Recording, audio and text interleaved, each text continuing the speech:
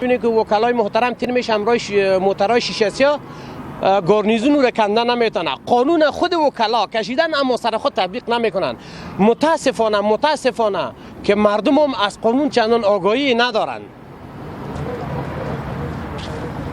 زمونږ اساسي قانون ډیر ښه اساسي قانون دی، لیکن متاسفانه اوله په زمونږ مشران چې رئیس جمهور دی او رئیس اجرایه دی او پس وزیران دي، دیو بالکل نه تنها اساسي قانون مراعات کړی نه دی بلکې نقض کړی دی.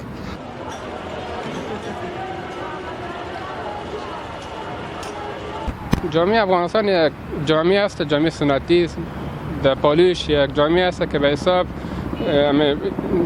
طبقات سطحی در افغانستان بسیار زیاد است، یعنی طبقه زوردار، کمزور و ضعیف یا زیاد است. طبعا قانون افغانستان که است اکثریت بالای مردم عام تطبیق میشن، بالای کسایی که زور داره، کسایی که در قدرت دراز است بالای دو کمتر تطبیق میشه.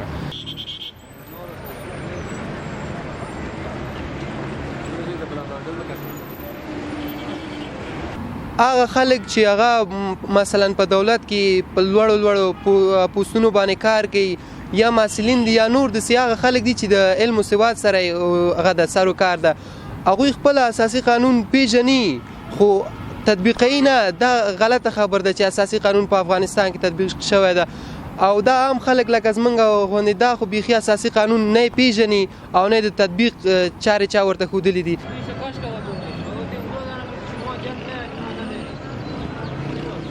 فکر میکنم که باعث یک شهروند قانون اساسی در یک وثیقه ملی است در کشور و ما فکر در افغانستان تا هنوز در 13 سال یا 15 سال گذشته تا هنوز اینقدر آگاهی درست داده نشده به مردم افغانستان به خاطر که بتونن از حقوق خود و از واجبی که سرشان است باید درست انجام بدن.